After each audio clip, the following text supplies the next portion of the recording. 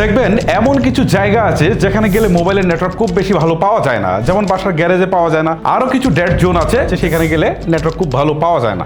আর এই প্রবলেমটার একটা proper solution নিয়ে আসছে গ্রামীণফোন, অর্থাৎ তারা নিয়ে আসছে 700 মেগাহার্জ স্পেকট্রাম নেটওয়ার্ক। এই টেকনোলজির কারণে কিন্তু আমাদের এই ডেড জোন আছে, প্রবলেমটা আছে, সেটা সলভ হয়ে যাবে। কিভাবে হবে একটা একটা করে জানবো, চলুন শুরু করি। আপনি হয়তোবা শুনেছেন 700 মেগাহার্টজ নেটওয়ার্ক আরও দূরে যায়, ঘরের ভিতরে আরও ভালো কাজ করে। কিন্তু প্রশ্ন হলো কেন? এটা বোঝার জন্য আমাদেরকে একটু পদার্থবিজ্ঞানের কাছে যেতে হবে। আচ্ছা, বিষয়টা আরেকটু বুঝিয়ে বলি। মোবাইলের নেটওয়ার্ক আসলে বাতাসের মধ্যে দিয়ে চলাচল করা একটি রেডিও তরঙ্গ বা রেডিও ওয়েভ। আর এই তরঙ্গের একটা গুরুত্বপূর্ণ বৈশিষ্ট্য হচ্ছে ফ্রিকোয়েন্সি বা কম্পাঙ্ক। ফ্রিকোয়েন্সি যত বেশি, তরঙ্গ তত বেশি ওঠানামা করে। ফ্রিকোয়েন্সি যত কম, তরঙ্গ তত ধীরে ওঠানামা করে। এখানেই আসে 700 মেগাহার্টজ। 700 মেগাহার্টজ মানে হলো যে তরঙ্গ প্রতি সেকেন্ডে 700 মিলিয়ন বার ওঠানামা করে।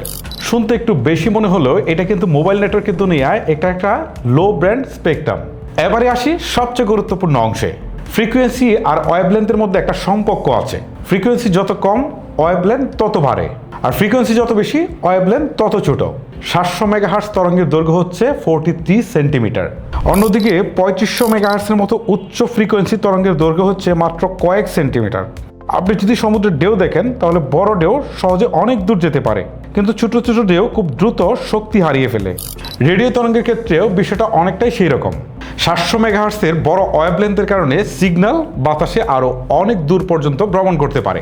শুধু তাই নয়, সিগন্যালের সামনে যখন কোনো দেয়াল, গাছ, ভবন বা অন্য কোনো বড় বাধা আসে, তখন ওয়েভলেন্থের তরঙ্গ সেগুলোর চারপাশে সহজে ছড়িয়ে যেতে পারে, যার ফলে সিগন্যাল খুব কম দুর্বল হয়।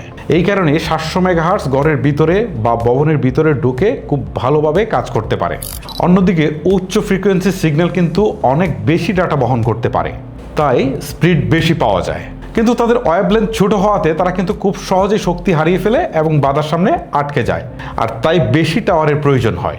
এ কারণে পৃথিবীর অনেক দেশ 5Gর জন্য লো ব্যান্ড, মিড ব্যান্ড এবং হাই ব্যান্ড ব্যবহার করে থাকে। প্রত্যেকটির কাজ কিন্তু আলাদা। লো ব্যান্ডের যেমন 700 মেগাহার্টজ দেয় বিস্তৃত কভারেজ, আর মিড ব্যান্ড দেয় কভারেজ আর স্পিডের ভারসাম্য, আর হাই ব্যান্ড দেয় সর্বোচ্চ স্পিড। GSMA এর গবেষণা অনুযায়ী সাব 1 গিগাহার্টজ বা 700 মেগাহার্টজের মতো লো ব্যান্ড স্পেকট্রাম গ্রামীণ এলাকায় কভারেজ বাড়াতে এবং শহরে ভবনের ভিতরে নেটওয়ার্ক পৌঁছে দিতে অত্যন্ত গুরুত্বপূর্ণ। একই সঙ্গে কম সংখ্যক টাওয়ার ব্যবহার করে বড় এলাকায় কভার করা সম্ভব।